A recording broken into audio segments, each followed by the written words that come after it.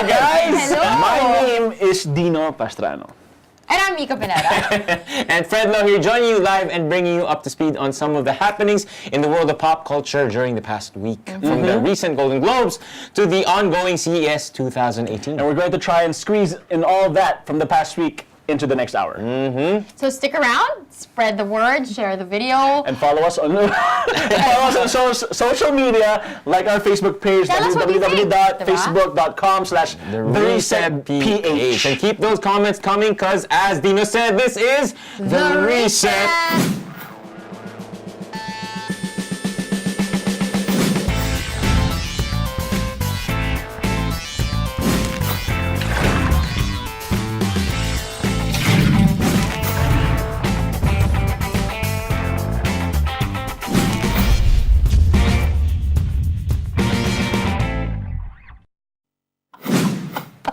Welcome back, guys! Alright, so, episode number 2, guys. We made it! We made it, step by step. Grabe yung kaba natin last week. No? Exactly. Just to be very transparent, we were... We were cold. And we were I think we were just fine.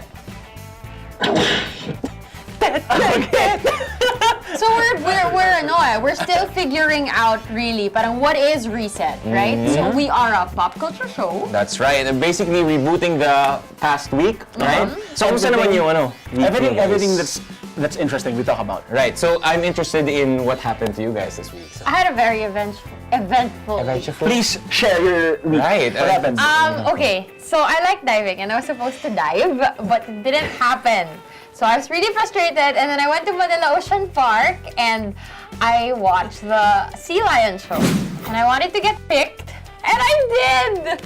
And you got kissed by a sea lion. I kissed I kissed the seal. I felt like Heidi Klum. Because kissed by seal. Yeah. Get it? Sealed with... Wait lang. But also, I want to talk about that. Sealed with a kiss. I know you had a good time, but I want to did. say that place is medyo cruelty to animals. Oh, really? I mean, come on, and all those Okay, fine. all those places, all the zoos, the ocean parks. Some of them treat them very nice. But like they Yeah, train they but give not- them, they bathe them, they feed them, but they're not out in the ocean. So But the poachers can get them in the ocean. Anyway. Okay, so what else went down from the week? In the Teo. week. Oh, The Phoenix Resurrection #3 came out. Oh, you guys don't know what that is, but it is actually a comic book. I'll talk about more of this later. All right, Jean Grey is coming back to life. You see that? It's #3. So for all you comic book fans, make sure to pick up your copy. It's out in comic book stores now. Oh, See, that's my contribution. Do you have it already? Yeah, of course I have it. See, it's right here. All right. All right. What else happened during the week? Logan Paul. People are still talking about that. Right. Yeah. Why? Why are people Mainly so- because he thinks he did society a good, A good deed, I good guess. deed by sharing that and making it, I don't know, He was more parang he was thinking aware. about suicide awareness. Yes. diba? However, Pero, he said humor was his way of coping, but I mean, if you really saw his video, it was just mockery. it went the wrong way. It definitely went the wrong way. And actually, these some of the people who really made a big deal out of it, which is actually still It obviously is it is a a big big deal. Made a compilation of stuff he did during his past Japan Japan trip. trip, yeah, I saw that. And it's all majorly disrespectful and parang no boundaries. Na 7 days ago, he said he was gonna take a break from vlogging to just think about things. That's what he said, but what really went down is YouTube decided to, I don't know, punish him and drop him for his premium views. That's a lesson learned the hard way. Yes. But let's hope it makes him a better true. vlogger. And to be in the bigger picture, I hope his mistake gives a lesson to all the other vloggers. That's true. To Diba? control what you put out, Tama. to be responsible for also what you put out and Tama. what you say. And, I mean, umami naman siya, pero yung pagka-sorry lang niya parang, I don't need views. I got views. Yeah, Parang, yeah. you don't boast about that And in an apology. rumor has it he monetized he monetized his apology video daw, but that is not confirmed. It's not confirmed. Okay, what else happened in the week? Dami! Dami nangyari! No, Golden Globes. No, the hoodie. Right. Let's not mention the brand, but Okay. that's another controversial one. Right, but a very, very famous brand came out with a hoodie that was dressed on a black kid model, right? Yeah. Yeah. It was an African-American kid, and it had, what did it say? Cool monkey. Cool monkey. Cool monkey. No brand, guys. Well, it's there. Yeah. So, okay. Yeah, we didn't say the brand, but our director just showed it. That's right, and it got a lot of celebrities upset. Namely P. P. Diddy, and LeBron James. Mainly from the black community, I guess. No? Because, I mean, It's nice to see. I would like to give the brand the benefit of the doubt that they did not obviously naman. mean it. Oo However, naman. with all that that's been happening in the United States about racism, about all those Trump, bigots and yeah. coming out, and that racism is still very, very strong, especially all over In the world. some parts, yeah. I think it's become very sensitive.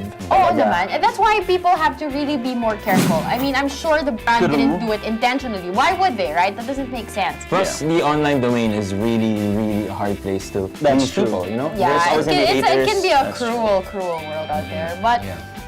that being said, sensitive topics. Another thing that was very crucial this week was the Golden Globes. The Golden Globes became a powerful platform for the Time's Up movement.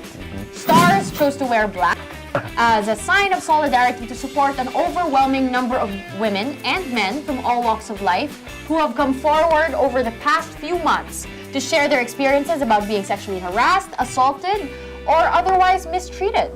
That is such a big all Right? Oh, naman. Yeah. And it was very, very, heartwarming as a woman to really see all of Hollywood, well, most of Hollywood, come together to stand up for something that people have remained so quiet about for a long time. It's a big deal because a lot of the women who have a really huge influence and who are really powerful, we're all there. We're mostly there, and talagang they gave their opinions. They wanted to know that women who thought that they did not have a voice now have a voice. So parang it's very important. However, What about some of the people there who, were already accused and are... the James Franco. okay, sige, issue. let's I mean, come on, yeah. Okay. So yeah, I want to hear Alright. your thoughts because I wanna- you guys are men. Okay, here's the thing. Parang wala siyang magagawang tama eh. Dahil James sa Franco. James Franco. Whether he wore black or not, whether he wore Or the the pin pin. or not, parang people are gonna give him shit. And I think that, I mean, You're not naman defending him. I I'm get not that. defending. Yeah. But what I'm saying is, there's fine you can give him shit, but always remember that there is always room for improvement. Yes. So if you keep shaming these men naman, like na parang- putting him in his own grave, then Yeah, how are they gonna show? the people? Totoo. I mean, they have to give some sort of show some sort of improvement, and I think that's one of them. What can you guys say about the people who are saying that all those speeches about that Time's Up thing from all the women, diba? They some of them threw shade at the all-male director thing. What do you guys? You know what? I love her. I love her. Before we go into that, let's kind of like dissect this. Oprah's speech. Oprah's speech. Oh, Okay, okay. Oprah's speech. Sobrang- I must admit, on her last line with the whole Me Too thing, as a woman, I teared up. It's all hail Queen Oprah. It's like I want to bow before her, right? Right, her acceptance speech for the That Cecil B. lifetime, DeMille Lifetime Achievement Award brought the house down and then some, which of course brought some tears in some people's eyes. Also, not just as the most rousing speech of the night among many call to arms, but also the instantly iconic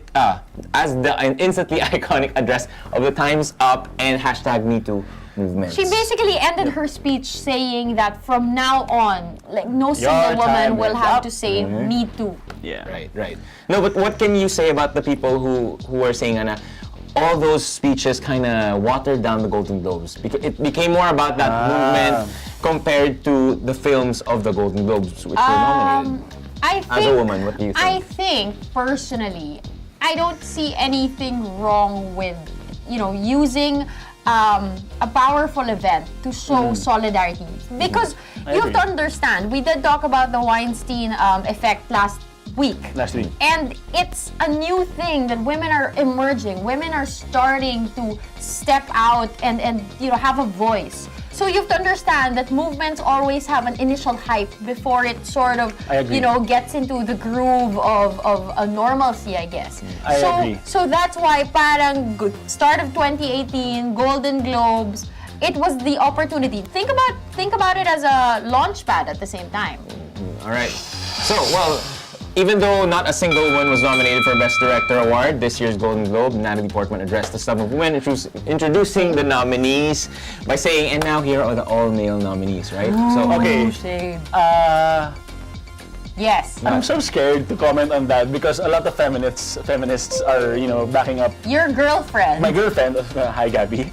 Well, parang I want to give the committee then the benefit of the doubt.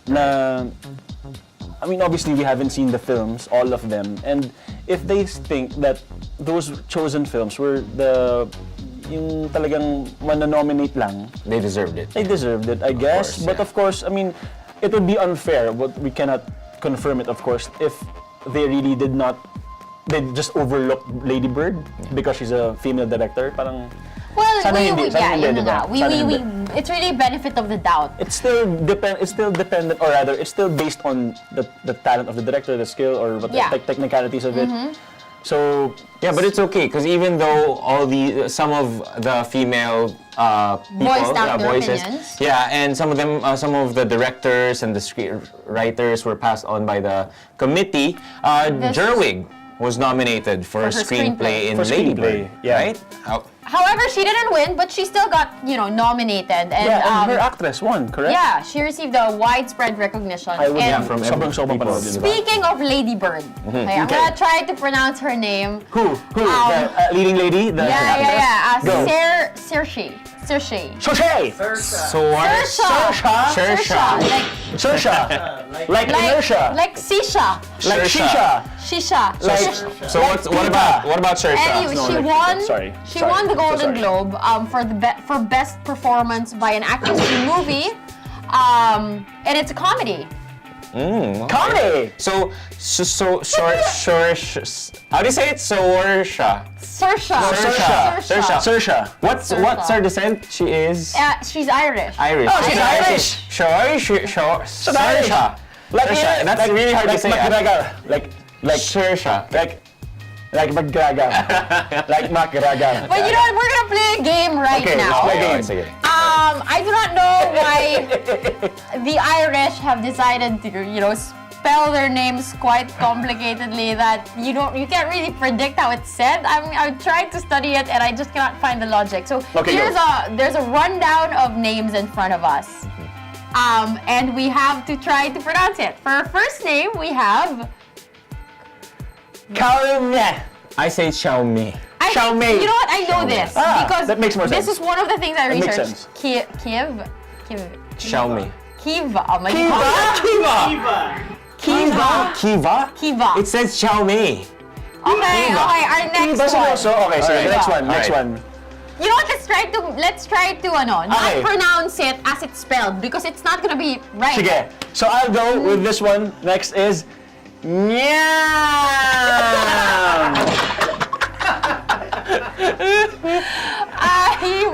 I say nymph. Okay. It ends with an MH, which is probably like the previous one. So Niva. Nymph? Close enough. It means radiant. So MH is a V. We have a resident nerd over there. Nymph. Jaco de Leon, everyone. All right, next one. Okay, next one. It says Simos. It says Simos. Simus. Maybe Simush. Okay, I'll go with Shim. Shamay. Shamay. Simos. Shim. Seamus. Hey, I was close. Yeah. Simos. Seamus. Shamay. Seamus. If you combine their answers, it kinda got there. Okay, so next one, next. next one. All right, The next. audience can answer then, huh?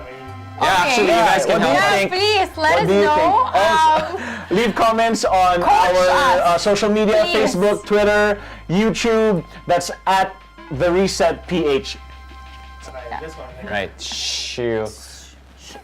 Siopaw. Direct, there's no H, there's no H. O may H ba? Shiban. Shiban. Siopaw. Shiban. Sorry. Yeah, it's okay. We're live anyway. Chuban. Siobhan.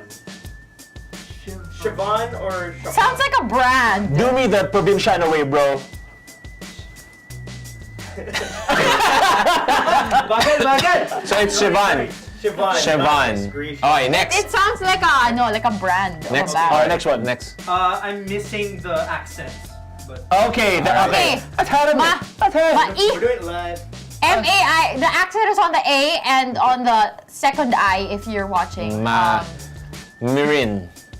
I say mirin. Mirin. Like the sauce. Yes. Yeah, like Marin. I'll go with Mirin. Miren. Yeah, hey, that sounds Miren. legit. Okay. Maureen. Okay. Okay. Next, please. Next, All please. right. Okay. This one is Ay, wala. I'll go with Tav. Tav. Tav. It's T-A-D-G-H. Tav. T-A-D-G-H. That's an Irish name. I'll go Tav. Tav. I'm a Tad. How you doing, Tav? Top of the morning. Tav. Yeah, it's coming in. But Tad. Tuesday. I'll go with Tad. Tav. I'm not sure about this one. I think Sure. it's pronounced Tage. Tage.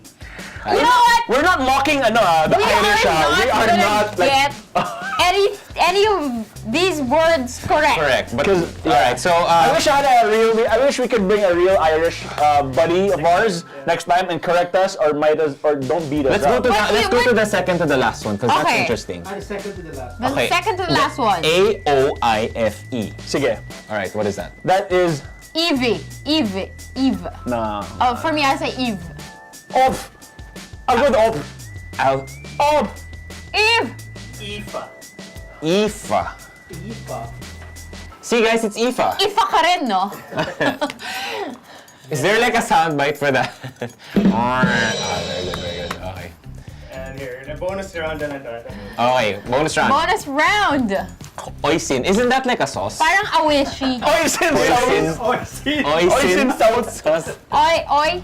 Oisin. Oy. Oh, Sounds Mika, like you ganyan. probably have the Oy. close answer. Oy.